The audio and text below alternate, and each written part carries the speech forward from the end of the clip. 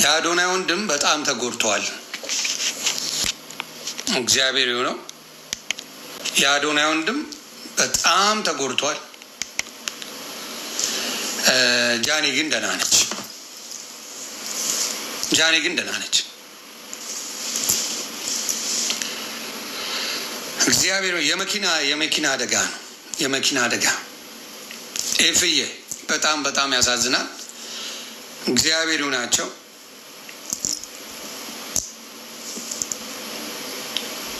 ያ በጣም በጣም በጣም በጣም በጣም ያሳዝናል።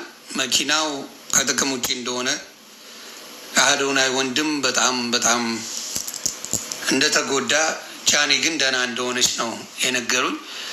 አደራ አጽናኗቸው፣ አይዞኝ በሏት። እሱንም የአዶናይ ብዙ ጊዜ ከአዶናይ ወንድም ጋር አብረው ናቸው። ከታናሽ ወንድሙ ጋር ብዙ ቤታ ስትሄድ ምናምን አብረው ወይ አዶናይ ነው ወይ የአዶናይ ወንድም አለ እና ከፋሚሊ ሆነዋል። ኦልሬዲ ፋሚሊ ናቸው እና ያ ነገራቸው ደስ ይላል። እውነት ለመናገር ያ ነገራቸው በጣም ደስ ይላል። በጣም ያሳዝናል። ይፍዬ በጣም ነው የሚያሳዝነው። ከድንገተኛ አደጋ ማናችሁንም እግዚአብሔር ይሰውራችሁ። ድንገተኛ አደጋ ኢትዮጵያ ደግሞ የመኪና ኢንሹራንስ ምናምን የሚባለው ነገር ብዙ አይደለም። አሁን አሜሪካን ሀገር ቢሆን የመኪና ኢንሹራንስ በደንብ አለ። ኢትዮጵያ ላይ ስትገጭ ብቻ ምናምን አይነት ነገር ይመስለኛል ብዙዎቹ እንትን ያላቸው ኢንሹራንስ ያላቸው። እዚህ ሀገር ግን ፉል ከቨሬጅ ነው። እግዚአብሔር አድርስ። እኔ የሆነ መኪና አደጋ ቢደርስብኝ ምንም ችግር የለው፣ ምንም የምከፍለው ነገር የለም፣ ምንም ነገር እንትን አይልም፣ ከቨር ያደርጋል።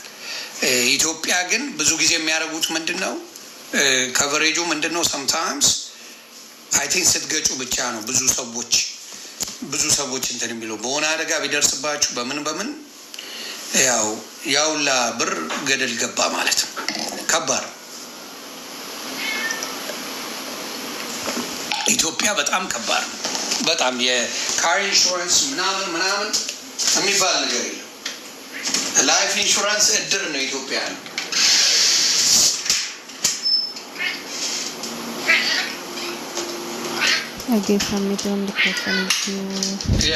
እድር ነው ያለ ኢትዮጵያ ላይ፣ ሌላ ነገር የለም። በሚገርም ሁኔታ ሌላ ነገር የለም። አይ አዶናይ ምንም አልሆነም። አዶናይ አልነበረም። የነበረችው ጃኒና የአዶናይ ወንድም ነው። እግዚአብሔር ይጠብቃቸው። በጣም እንደዚህ አይነት ነገር ባልሰማ ደስ ይለኛል። ባልሰማ የምንወዳቸው ሰዎች እንኳን የምንወዳቸው እኔ የምንደባበረው ሰው እንኳን ቢኖር አደጋ እንዲደርስባቸው አልፈልግም።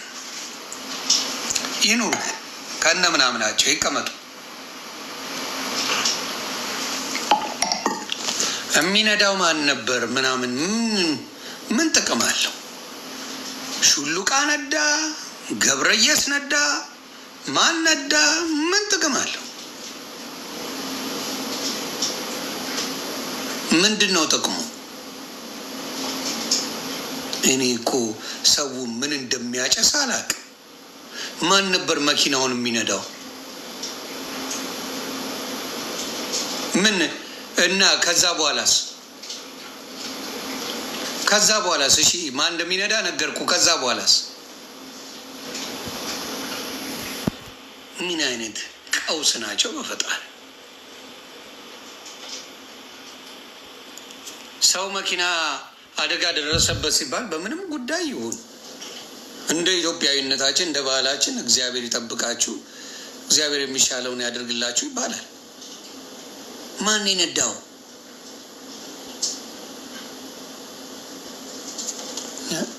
ቀውስ ህዝብ። እኛ እኮ ጤነኛ ሰው ነው ያጣ ነው። ጤነኛ ሰው ነው ያጣ ነው። እግዚአብሔር ምስክር እና ያ ነገር በጣም በጣም ያሳዝናል። በጣም ያሳዝናል። እግዚአብሔር ይጠብቃችሁ፣ እግዚአብሔር ይሁናችሁ። አንዳንዱ ሊደሰት ይችላል። እንዳልኩ ሀበሻ ምንም ሳታደርገውም ይጠላል። ፖለቲካ ውስጥ ባትኖርበት እኔ ሁሉም ነገር ውስጥ ስላለበት ልደብርህም ልትወደኝም ትችላለህ። ሱጣት የለውም። አሁን ጃኒ ፖለቲካ ውስጥ የለች፣ ምን ውስጥ የለች፣ ምን ውስጥ የለች። ጌመር ናት፣ መጣ ጌም ትጫወታለች ምናምን አለቀ። በዚህም ይናደዳል።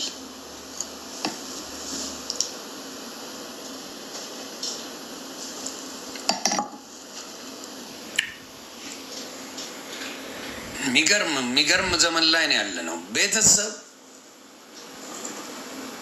በተለይ ወዳጅ መስሎ ጠላት እግዚአብሔር ይጠብቃችሁ። ለማናችሁም የምለው ወዳጅ መስሎ ጠላት አምላክ ይጠብቃችሁ። ብዙ ጊዜ የሚያጠቃችሁ ሌላ ሰው አይደለም፣ ወዳጅ መስሎ ጠላት ነው የሚያጠቃችሁ። እና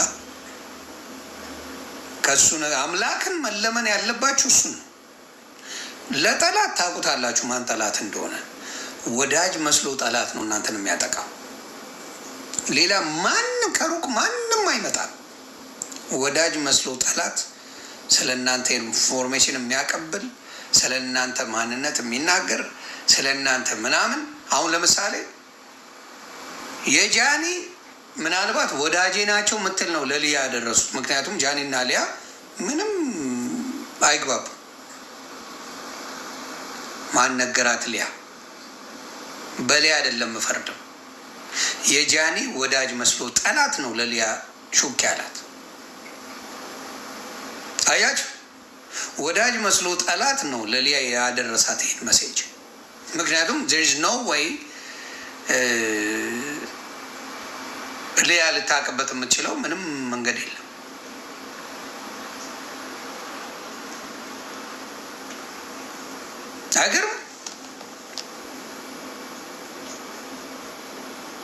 አይገርምም? ግን ሊያ ከማንም ቀድማ ሰምተዋለች። ሊያ የጃኒ ወዳጅ አይደለች፣ ወዳጆች አይደሉም፣ ጓደኞች አይደሉም። አረ እንዲያውም ኤልሹን አረ የምታውቂው ነገር ካለ ባክሽ ንገሪኝ እያልኳት ነበረ። ኤልሻዳይ ማለት ነው። የምታውቂው ነገር ካለ